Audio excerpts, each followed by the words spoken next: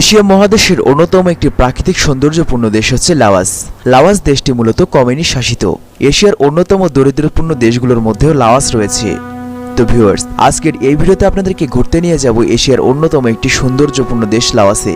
তো ভিডিওটি মিস না করতে চাইলে অবশ্যই আমাদের পুরো ভিডিওটির সাথেই থাকুন।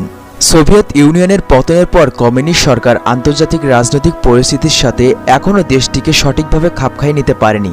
বন্ধু হয়ে উঠতে পারেনি প্রতিবেশী দেশ চীনেরও। কেন যেন তাদের আপন করে নেয়নি মাও সেতুংয়ের দেশ চীন। সাগর মহাসাগরের সাথে কোনো সংযোগ নেই, অর্থাৎ স্থল বেষ্টিত দেশ লাওস।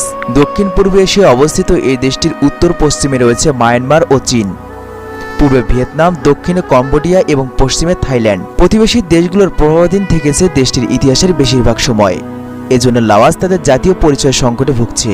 কম্বোডিয়া, বার্মা, ভিয়েতনাম, চীন এই দেশটির উপর সবসময় কর্তৃত্ব ফলিয়েছে।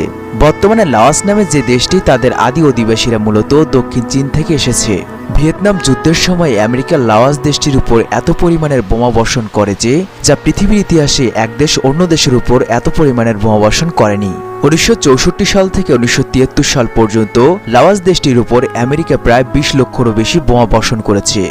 সে হিসাবে আমেরিকা ইউরোপ মহাদেশে যে পরিমাণে বোমা বর্ষণ করেছে তার চাইতে প্রায় 2 গুণ বেশি বোমা বর্ষণ করেছে এই লাওসে। ভিউয়ার্স, আপনারা শুনলে অবাক হবেন যে আমেরিকা লাওসের উপরে যে বোমগুলো ফেলেছিল সেই বোমের ভাঙা বা অবশিষ্ট অংশগুলোকে লাওসের মানুষের অনেক কাজে ব্যবহার করে। সেগুলোর সাহায্যে তারা ঘর বানায়, দরজা বানায়, ফুলের টব বানায় এবং নৌকা বানিয়ে থাকে। লাওস দেশটির কিছু কিছু অঞ্চলে এখনও প্রায় 30% বোমা রয়েছে যেগুলো ফাটেনি, এবং সেই সকল স্থানে সাধারণ মানুষের জন্য যাওয়া একদম নিষিদ্ধ, কারণ যে কোনো সময় সেই বোমগুলো ফাটতে পারে। এখানকার বাচ্চাদের খেলার জন্য যে সকল প্লেগ্রাউন্ড তৈরি করা হয়েছে সেগুলোতে এই বোমার অবশিষ্ট অংশগুলোকে ব্যবহার করা হয়েছে। লাওস দেশটির মেকং নদীর পাশে একটি ঝর্ণা রয়েছে, যে ঝর্ণাটি পৃথিবীর ইতিহাসের সবচেয়ে চওড়া একটি ঝর্ণা এবং এর সৌন্দর্য অত্যন্ত মনোমুগ্ধকর। এছাড়াও মেকং নদীর উপরে একটি 1250 মিটারের সেতু রয়েছে, যে সেতুটির মধ্য দিয়ে লাওস এবং থাইল্যান্ডের সম্পর্ক স্থাপিত হয়েছে, এবং এই সেতুটির নাম হচ্ছে ফ্রেন্ডশিপ সেতু। লাওস দেশটিতে ইন্টারনেটের সুবিধা শুধুমাত্র বড় শহরেই পাওয়া যায়। এছাড়াও ট্যুরিস্টরা যেখানে ভ্রমণ করে সেই জায়গাগুলোতেও ইন্টারনেট সংযোগ রয়েছে, এবং এখানকার ইন্টারনেটের দাম পৃথিবীর যে কোনো দেশের চাইতে অত্যন্ত বেশি।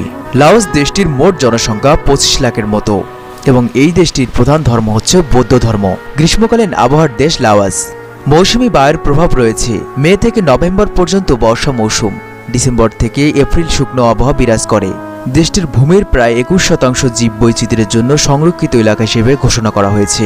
সংরক্ষিত এলাকাকে কেন্দ্র করে সরকারের উচ্চবিলাসী পরিকল্পনা রয়েছে। গড়ে তোলা হবে পর্যটন স্পট, যা বাস্তবায়ন হলে এটি হবে দক্ষিণ এশিয়ার সবচেয়ে আকর্ষণীয় পর্যটন কেন্দ্র।